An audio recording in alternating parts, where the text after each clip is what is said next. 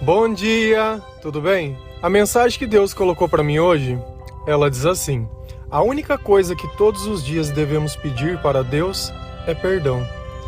Senhor, tende misericórdia de nós. Perdoa, Pai, todos os nossos pecados. Livra-nos de todo mal. Nos afasta de tudo aquilo que não vem de Ti.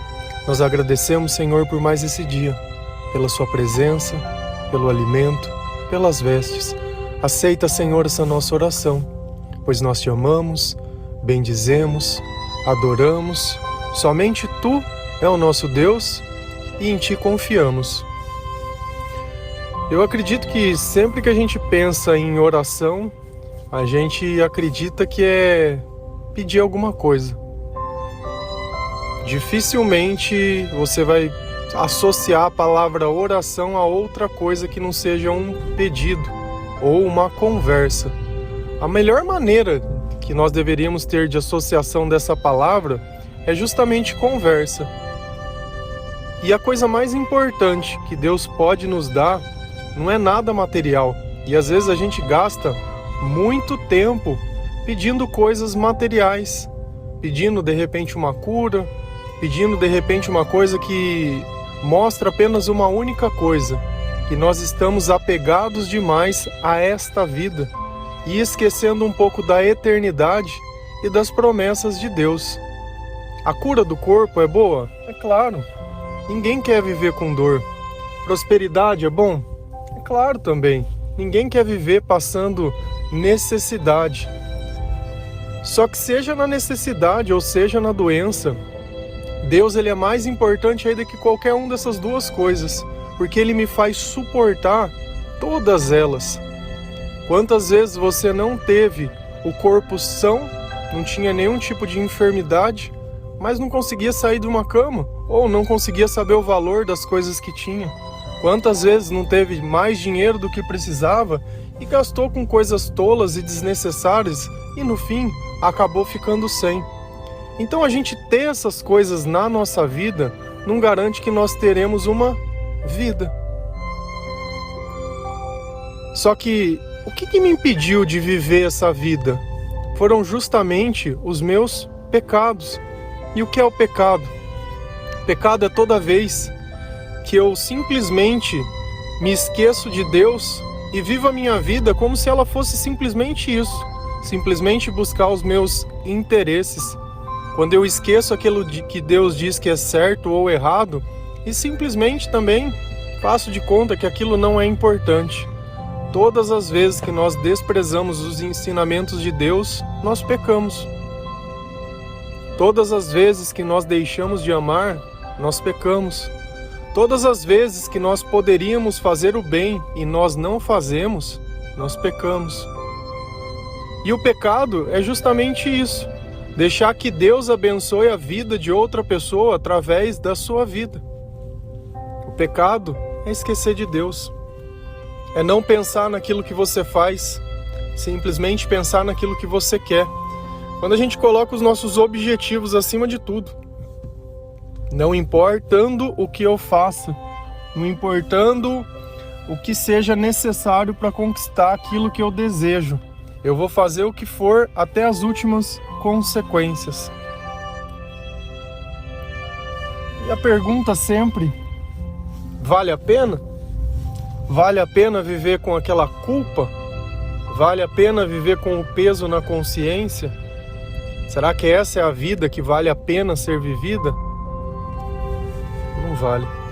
Se a gente ir lá em João 9, a palavra do Senhor ela diz assim: se confessamos os nossos pecados, Ele é fiel e justo para perdoar os nossos pecados e nos purificar de toda injustiça.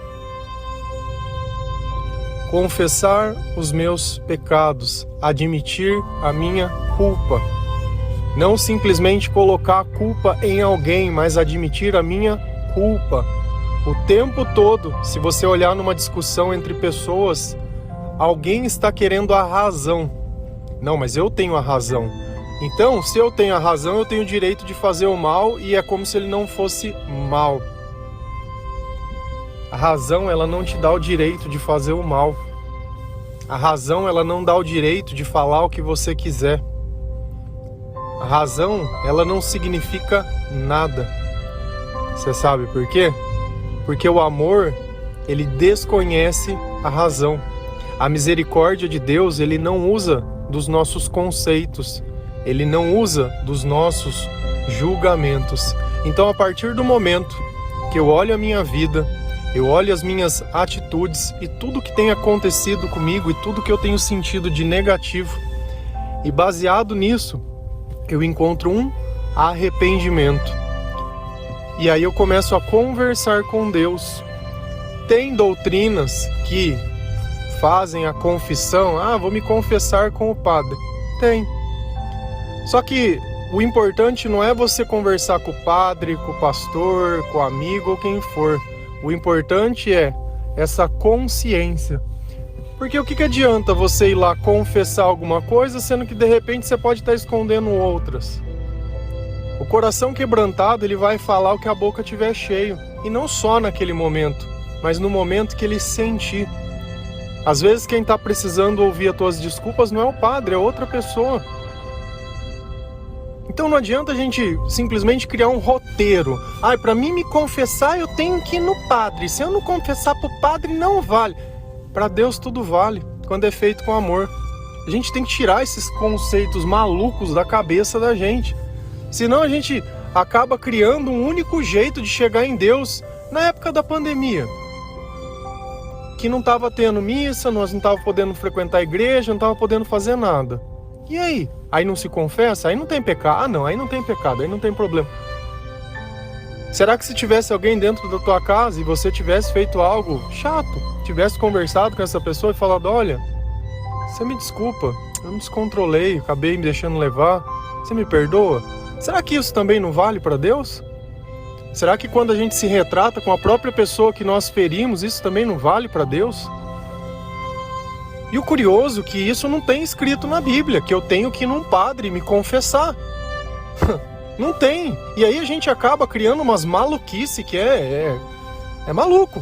É maluco. A maior parte das coisas que você olhar dentro de igreja é maluquice, porque a maior parte não está escrito na Bíblia. Por mais que você vá numa homilia, eles vão ficar tentando forçar a autoridade que eles têm, né? Autoridade, né? Mas não tem. Não tem. Infelizmente não tem. Não tem nada que te faça aceitar aquele monte de imagem lá dentro. E eu não tô condenando. Se você gosta dos bonequinhos, das imagens, fica à vontade. O que vai me separar de Deus não vai ser isso. Se pra você isso é motivo, ele me disse algo que eu não gostei. Você é tão frágil, a tua sabedoria é tão pequena, que não suporta ouvir a verdade. Mas isso, vai lá na Bíblia. Vai na Bíblia, vai no Google, escreve assim, idolatria, passagens da Bíblia e lê. Se você achar alguma que pode fazer, você me mostra. E eu falo, olha, você me desculpa, eu li 5 vezes a Bíblia e eu não tinha percebido que isso estava lá, sabe? Deve ter passado batido. Ou você leu isso, ou você ouviu de alguém isso, ou aprendeu com alguém isso. E às vezes a gente não sabe por que Deus não vem na nossa vida. Isso é um pecado e eu tenho que pedir perdão. E eu não tô falando pra você, olha, joga tudo fora, abandona a igreja católica, vai pra evangélica que lá é melhor, ou vira testemunha de Jeová. Cara, eu não tô falando pra você abandonar nada. Nada. Você sabe, uma coisa que eu aprendi com Deus é que conforme a gente vai caminhando, Ele vai nos ensinando. Eu não preciso no primeiro dia de aula saber tudo, mas longe disso. Mas eu preciso saber o que é a verdade. Eu preciso saber o que Deus pensa. E quando Deus diz que Ele vai me purificar de toda injustiça, quando eu me arrependo dos meus pecados, porque às vezes tem mágoas que tem dentro do nosso coração que a gente não merecia. Tem pessoas que nos prejudicaram, tem pessoas que foram desagradáveis, tem pessoas que foram ingratas, que não tiveram consideração, e isso tudo é injustiça. Mas quando eu peço perdão e eu perdoo essas pessoas, Deus tira tudo isso de dentro de mim e coloca um sentimento de paz. O que a gente tem que parar com essa mania é de querer ficar colocando intercessor no meio de Deus. A conversa da oração é entre você e Jesus. Ele é um intermediador, não tem outro. Sabe, você pode gostar do que você quiser, mas não tem outro. A palavra de Deus, ela é mais importante que qualquer ser humano. A pessoa que você ouve pregar, eu mesmo. Eu nasci em 1982. Cara, esse evangelho já vinha há 2000 anos atrás, com a mesma palavra, com o mesmo ensinamento. E não vai ser alguém que nasceu agora, há pouco tempo, de 1950, 60, 70, que vai te falar, não, mas não é. Meu, tá escrito na Bíblia. Vai ler na Bíblia, lê na entrelinha, lê na fonte primária a coisa. E isso nós não precisamos ficar perseguindo. Deus pediu pra gente amar, não pra perseguir, não pra julgar, não pra condenar. Mas eu tenho que te instruir. Porque de repente no lugar que você vai, ninguém fala disso. E eu não sei por quê. Eu juro, eu não sei por quê. Tem certos tipos de temas e tem certos tipos de coisas que não são abordadas. Claro que tem um padre ou outro, um pastor ou outro. Tem, isso tem. Que eles vão falar? Vão. Mas acabou aquela missa, quem estava lá ouviu e quem não estava. E eu vivo aqui defendendo Cristo, defendendo a palavra de Deus, não defendo doutrina. Também não quando eu falo de um padre, de um pastor, eu não estou menosprezando. Se a gente não puder falar, da mesma forma, se eu tiver comportamentos que não estão certos, eles não estão certos. E eu não sou melhor que ninguém, nem pior que ninguém. E aí existe uma coisa que é a mais importante que eu vejo. Quando eu peço perdão para Deus, se vocês notarem a oração nossa, sempre pedindo perdão para Deus. Você sabe por quê? Porque toda vez que Deus nos perdoa, o diabo sai da gente. Ô louca, não, mas não duvido. Você acha que uma pessoa com o coração cheio de mágoa, uma pessoa que sabe que fez o errado, mas não tem coragem de admitir, que sabe que as coisas não estão certas, que deveria ter pedido desculpa, mas não fala, você acha que aquela pessoa está cheia de Deus?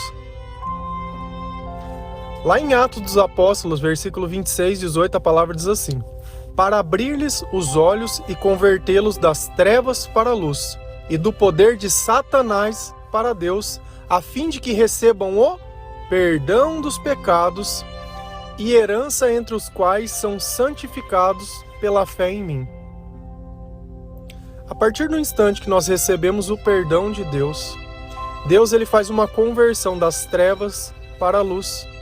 E o poder de Satanás some. Quem que fica em nós? O Espírito Santo, Jesus Cristo. E daquele instante em diante, se eu não voltar a cometer os mesmos erros, eu vou me manter daquele jeito. Mas Satanás ele é astuto. Ele vai querer te convencer, ele vai querer te enganar, ele vai querer fazer você desviar do caminho, ele vai querer fazer você desistir. Vai. Essa é a questão de tudo. Ele não está preocupado com a tua vida. Ele quer mostrar alguma coisa. Sempre que você pegar uma doutrina que fica querendo achar que ela é melhor que outra, ela já está errada. No amor é igualdade. Eu não preciso te condenar, nem eu preciso me condenar. Você sabe o que é certo, eu sei o que é certo, você sabe o que é errado, tá todo mundo sabendo. Nós estamos aqui trabalhando por uma coisa, a nossa salvação. Nós estamos aqui trabalhando por uma coisa, para que nós possamos ser melhores.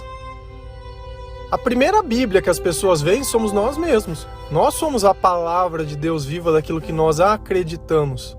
Você é o primeiro reflexo da sua igreja. É você. Quem não conhece a tua igreja, mas te conhece, através do teu comportamento vai julgar a tua igreja, vai julgar o teu Deus. Então o que adianta a pessoa estar lá batendo foto que trabalha, que não sei o que, e chega à noite, vive como se não pudesse ser percebido. Ah, mas eu não posso. Você pode fazer o que você quiser. Ah, mas então o que você está falando? Como diz lá na palavra, tudo posso, mas nem tudo me convém. Posso sair? Posso. Só que se você sente essa necessidade, é sinal que você não se converteu. Ou que você está no caminho da transição e ainda está tentando escolher o que você precisa ou não. Lembra sempre que a bebida, a droga, o cigarro, o remédio, ele é o remédio do quê? Das coisas que nós não conseguimos nos conciliar com Deus. Então toda vez que eu penso naquilo, eu não consigo conviver com aquela dor, com aquele sentimento, eu não sou feliz. Então eu bebo para sentir uma felicidade. O tempo que eu poderia gastar para conquistar a minha salvação, eu perco. Porque a bebida ela vai tirando, né? Ela vai beber. Se a gente acha que vai bebendo e o corpo não vai se desgastando, que ele não vai diminuindo o tempo de vida, cada cigarro que você fuma, cada vez que você fica muito doido, vai.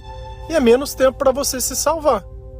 E pro mal tá tudo muito bem, porque a forma mais fácil dele te mandar pro inferno é justamente não te dando tempo para que você possa se arrepender. E aí você continua nessa vida.